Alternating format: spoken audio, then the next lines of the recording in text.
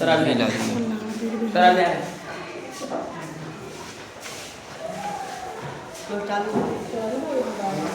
Negative के लिए subject plus do या does plus not plus even plus subject plus complement हो गया नेगेटिव वाला, ठीक है ना।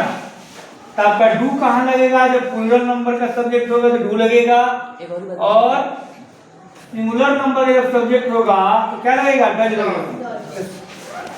जैसे है कि हम लोग पुस्तक नहीं पढ़ते हैं, ठीक है ना, तो इसमें आपको हो गया कि हम लोग का अंग्रेजी क्या हो गया? वी सिंगुलर है कि प्लूरल है? सिंगुलर सब्जेक्ट है। We do not read book, समझ में गई बात? ये आपका हो गया, ये आपका हो गया प्लूरल सब्जेक्ट के साथ में, ठीक है ना। अब होगा कि वह आम नहीं, सुनिए, वह आम नहीं खाता है, तो क्या हो जाएगा? वह का मतलब क्या होगा? ही सिंगुलर है कि प्लूरल है? सिंगुलर सब्जेक्ट है, क्या हो जाएगा? He does not eat mango. Mango. समझ में आ गई बात? तो आपको ध्यान देना है, ए सिंगुलर हो गया और ए सिंगुलर हो गया, और एक गिवन ऑलरेडी रहेगा तो प्लूरल रहेगा, ये मैंगो आपका सिंगुलर हो गया, ठीक है ना। उसके बाद से इसके बाद से स्ट्रक्चर जो होगा वो होगा यस्नो का, ठीक है ना। यस्नो वाला स्ट्रक्चर होगा,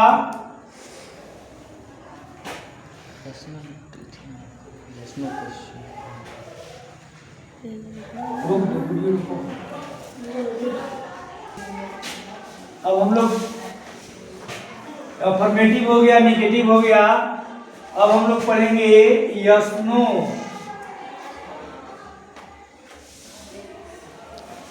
yes no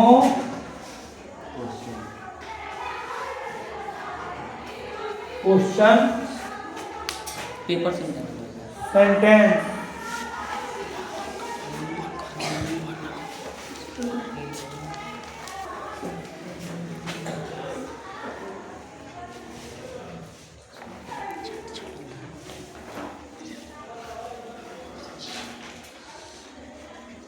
yes no question sentence पढ़ेंगे। इससे पहले हम जानेंगे कि यस नो क्वेश्चन को हिंदी में कैसे पहचान करते हैं। देखेंगे कि यस नो क्वेश्चन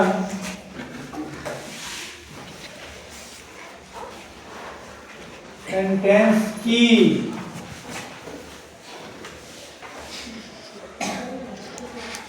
हिंदी में पहचान, ठीक है ना। हिंदी में कैसे पहचानते हैं? इसमें देखिए,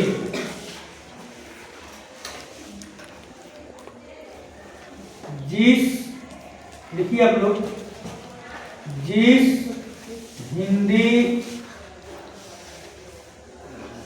हिंदी वाक्य में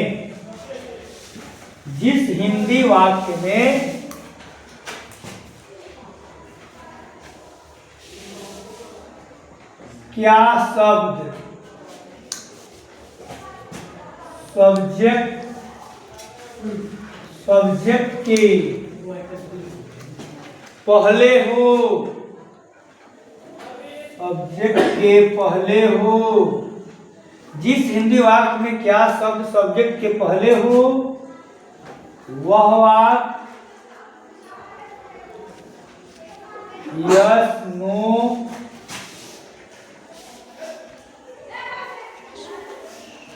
क्वेश्चन सेंटेंस में होगा। कह रहा है कि यस नो क्वेश्चन सेंटेंस की हिंदी में हम लोग पहचान कैसे करेंगे कि जिस हिंदी वाक्य में क्या शब्द जो है, क्या शब्द सब्जेक्ट के पहले हो, वह वाक्य यस नो क्वेश्चन सेंटेंस में होगा। कहने का मतलब है, हिंदी लिख रहे हैं कि क्या आप, क्या आप आम खाते हैं? यहाँ पर विचार करना और क्वेश्चन मार्क देंगे। ये जो क्या शब्द है, ये क्या शब्द जो आपका हो गया, ये सब्जेक्ट हो गया। इस सब्जेक्ट के पहले क्या शब्द लगा है, उसके बाद शब्द क्या शब्द लगा है ना। यही आपका पहचान है कि जब हिंदी में, हिंदी वाक्य में क्या शब्द सब्जेक्ट से पहले लगा हो तो हम समझ जाएंगे कि यस नो क्वेश्चन सेंटेंस है। यस नो क्वेश्चन सेंटेंस क्यों कहते हैं कि इसका जवाब जो होगा, इसका आंसर होगा यस में होगा या नो में होगा। जब आपसे पूछा जाएगा क्या आप आम खाते हैं, तो आप कहिएगा हाँ हम खाते हैं। खाते हो तो कहिएगा हम खाते हैं, और नहीं खाएंगे तो नो हम नहीं खाते, नहीं मैं नहीं खाता। समझना की बात। तो उसी तरह होता है, हिंदी में पहचान करते हैं। और इसी प्रकार से होता है, इसी प्रकार से होता है कि यस नो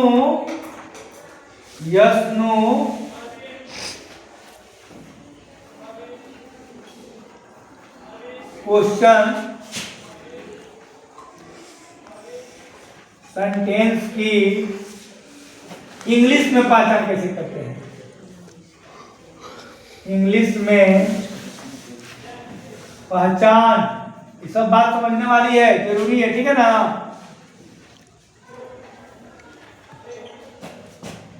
ये भी आप समझ जाइएगा, पहचानने में, बनाने में कोई दिक्कत नहीं होगी।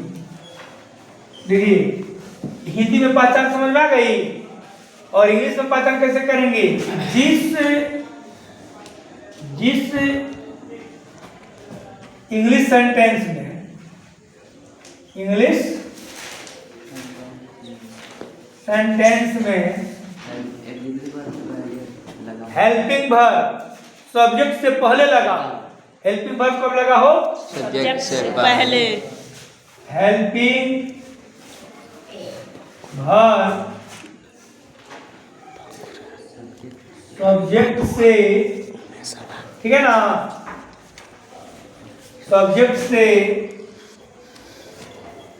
पहले हो, पहले लगा हो, तो वह सेंटेंस यस नो में होगा। समझ में आई बात। इसके लिए इसी का अंग्रेजी लिख दे रहे हैं, डू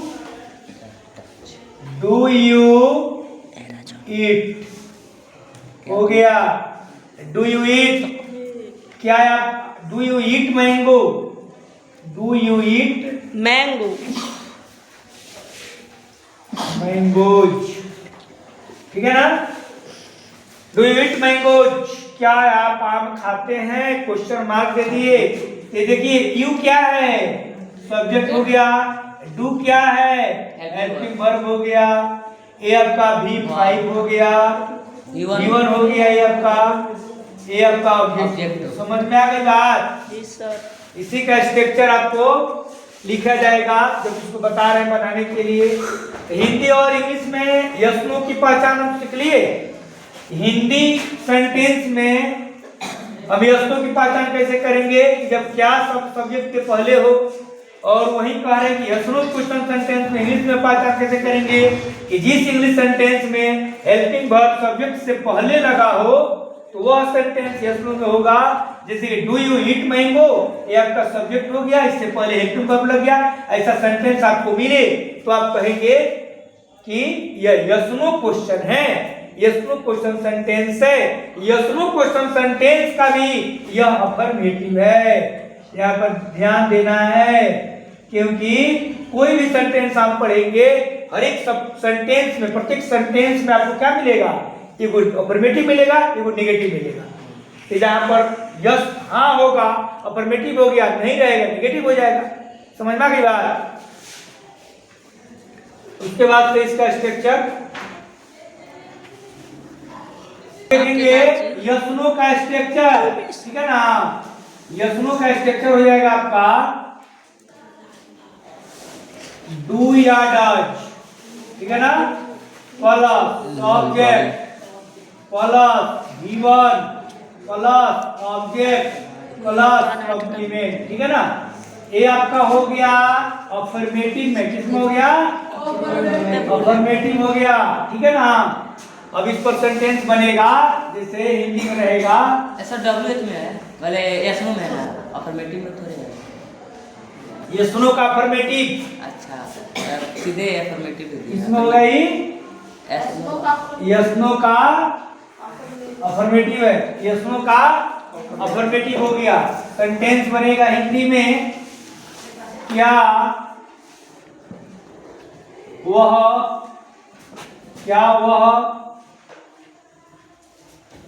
विद्यालय जाता है। तो आप तो पहले इसका अंग्रेजी बनाइएगा, लिखिएगा ही का, वह का अंग्रेजी क्या होता है ही। सिंगुलर है कि प्लूरल है? सिंगुलर सिंगुलर है, तो सिंगुलर का साइन क्या रहेगा does. Does he go to school. School. यदि वह जाता होगा तो कहेगा yes I go to school, कहेगा ना yes I go to school. यदि नहीं जाएगा तो क्या कहेगा no I do not go to school. तो जवाब आएगा तब। फिर यहाँ लिखा जा रहा है कि क्या मैं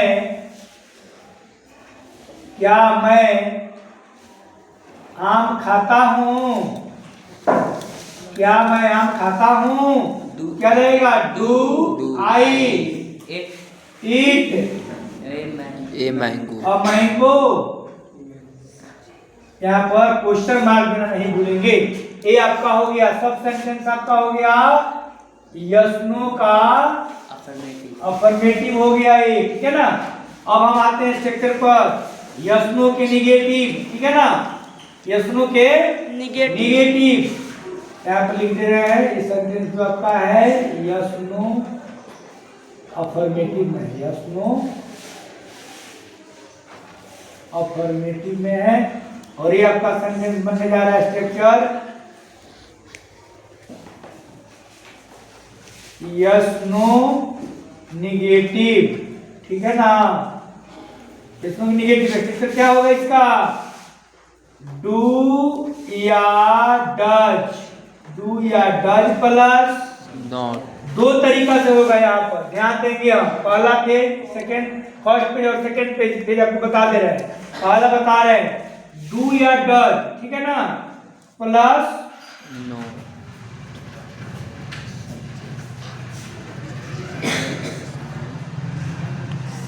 सब्जेक्ट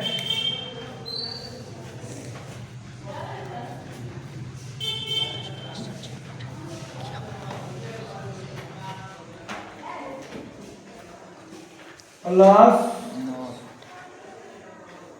नॉट, गड़बड़ हो रहा है, मन कर दो। डू या does plus subject plus not plus V1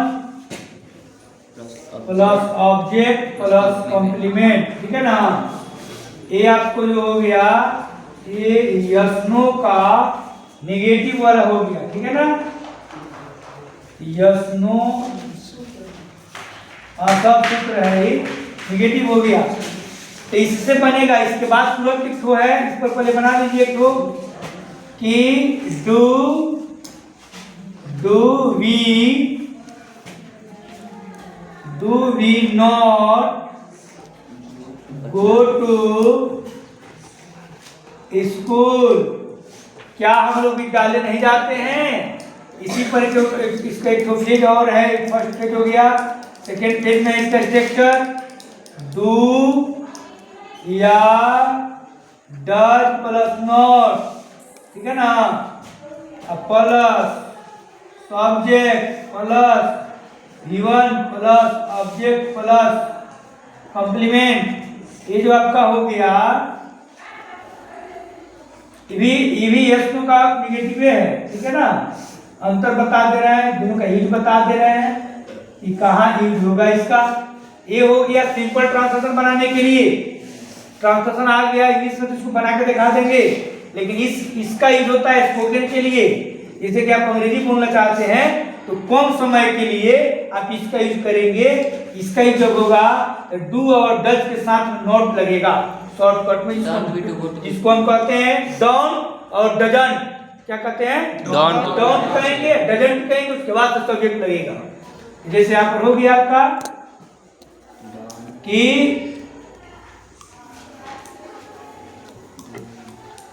doesn't, ठीक है ना,